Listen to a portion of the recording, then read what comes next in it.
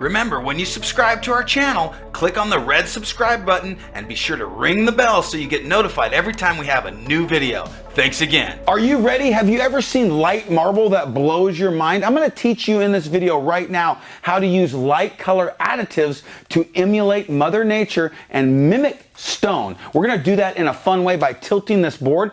This is a piece of wood, and we're going to make it look like marble. Stay tuned. Enjoy the video. All right, you've seen some of our recent videos. I have. See how we're tilting those boards? Yeah, I love the movement. You know, I'm going to try something new on this one. I'm going to do all light colors. And I think the majority of the bucket, I'm going to kind of pour on this end of the counter. And then we're going to tilt it that way together and just let this thing move, see if we like it. But my goal is to under move it and then step back, kind of look at it. And then if we want to move it more, we can. Okay. Do you like the samples you've been seeing around here? I do. The colors are vibrant and the movement is really cool. You know, it's so easy. It's almost like cheating. Okay, we're going to use our diamond dust. You like our diamond dust? I do. It adds bling to anything, right? We're going to use our bright silver metallic, our pearl metallic, and our white metallic. And then we're going to use an opaque dye, okay? So the reason that I use different things is because they react different with each other. So not only am I going to use a dye, I'm also going to use a couple of spray paints. Whenever you use spray paint in conjunction with the dye and the metallics, do you know what you get? Is that what it fractures? Is that? Yeah, you get cells. You know, you get those cells that look like stone that's kind of embedded in there. So we're going to use our white can, which has a little black spray paint stuck to it, and we're going to use our silver. All right, so we're going to do that, and then our final color will be this yellow from Alumalite. All these products can be found right there on our website. I'm going to mix it all up, and then we'll put these in different little cups, mix them, and then we'll put it right back into the big cup and do a dirty pour. Oh, very cool. So I've kind of warmed this up in front of the space heater.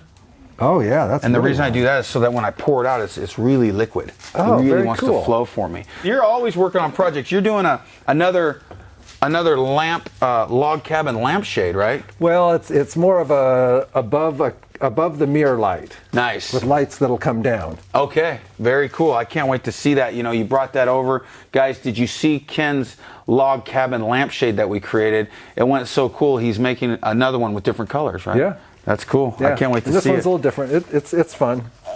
Guys, I'm using more material than I typically do.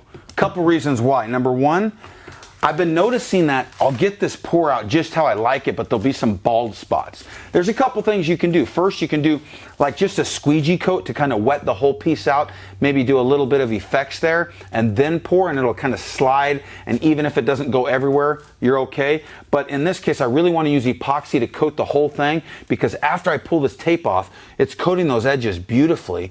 Plus, I'm done, and it's just laying out like glass. So if you use a little more material, you're going to get a better outcome using this effect. So once you pull that tape, it just drops over the edge and... Yeah, you'll see the amount I'm mixing. It doesn't just fly off the edge, but it almost rolls and just coats it very, very cleanly. Look at some of the edges that I've done on the other pieces, and you'll see what I'm talking about. Yeah. Guys, we'll put in the video just some pictures of what we've already created using this technique. And just go to our last videos and you'll see how we've done this. We've even done it live, so you can see exactly how easy it is and how fast it goes.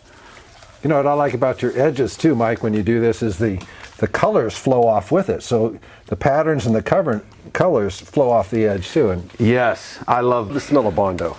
I noticed that with our island that we did, the countertops that we did. How are you liking that that island? Love it. All right, so I'm just going to mix this up. See how liquid it is because I heated it up? Now, which one is the more dense one, the B or the A? A. That's why I put it in second. Okay. It'll want to kind of drop down naturally anyway.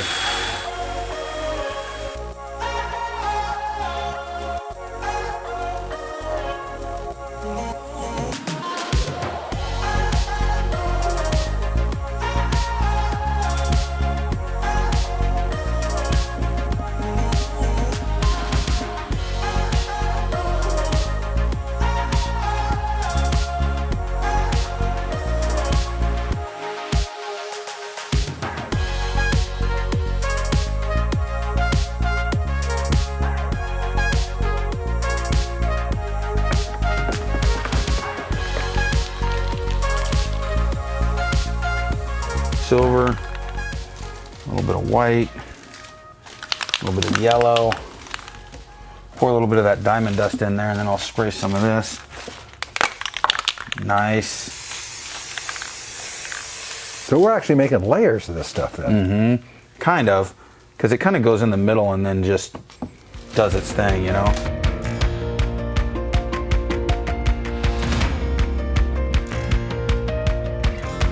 This will be subtle. It's not going to be like super contrasting like our blue piece there.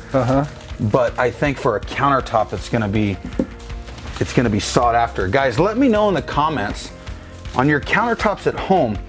Would you want a really bold, crazy color like this blue you see, or would you want something like you're going to see in this video? Vote at the end of the video in the comments.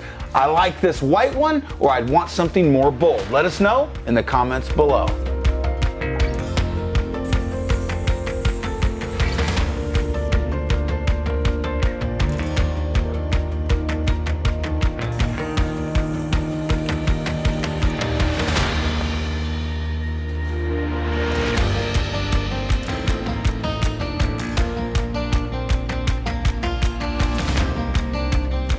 Now, if you were doing this in a kitchen, all you have to do is just mix up those same colors, and you're gonna match. The flavor is gonna be the same enough to just keep installing that in the same space.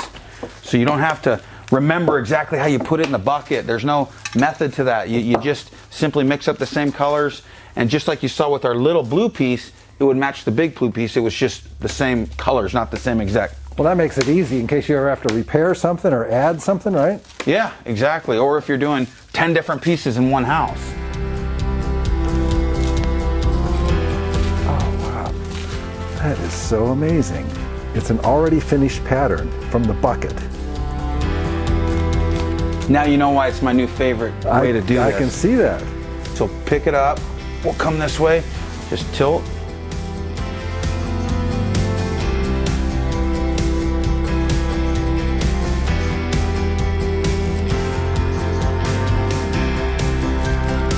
I think my side's winning. Yep, I'm going down to you. Well, I'm gonna lift this tape up right here.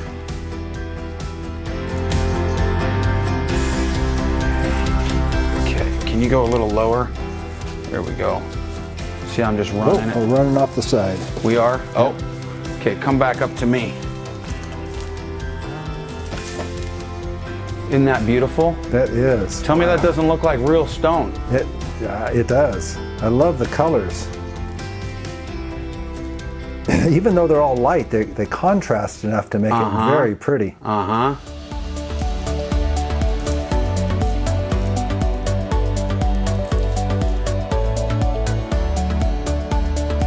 Look at those waves running on there.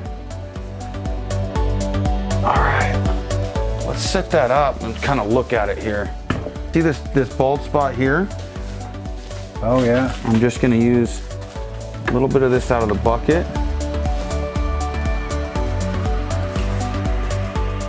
Just to fill that in. All right, I'm gonna go high.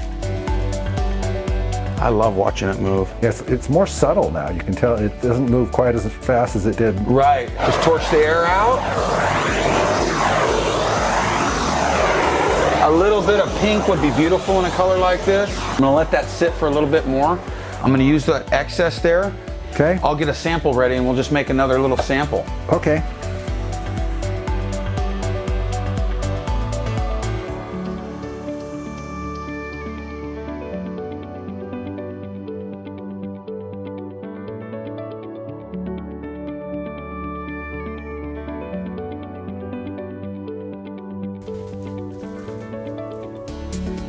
I like that combination of colors. And I do too. And the metallic is really nice. It adds just another visual dimension to it. That is just unreal technique. It's interesting how this one's a little bit different than that. Yep. But it's very similar as well. You know, in this one you got a little bit more silver. Silver. Mm-hmm. You know, and then, but in a kitchen, these would be fine in the same kitchen, you know? Yeah.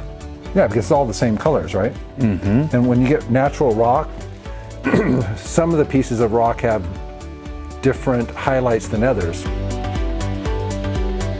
So what I do is I pull that edge down and away, Ken, and then it promotes it like coming right over. Oh yeah, wow, it does just run right over, doesn't it? Is there any fear, Mike, that it's going to run too far off and you're not going to have any left on the middle? No, because I know how much I mixed, and it doesn't have enough to just keep going. It's going to stretch and spread out, but only to an extent. But actually, as it does that, it gives you even a more natural appearance because it's not all just stuck in the middle, you know?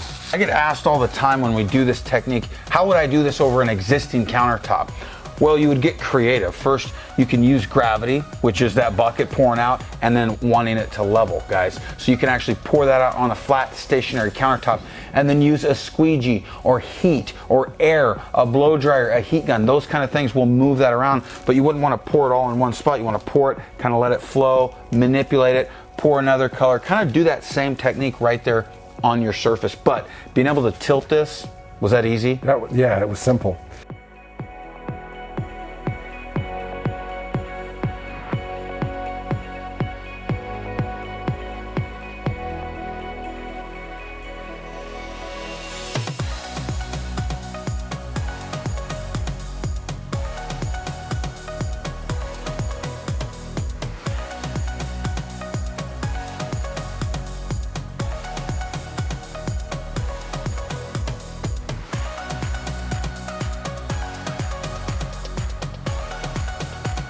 Guys, this was fun.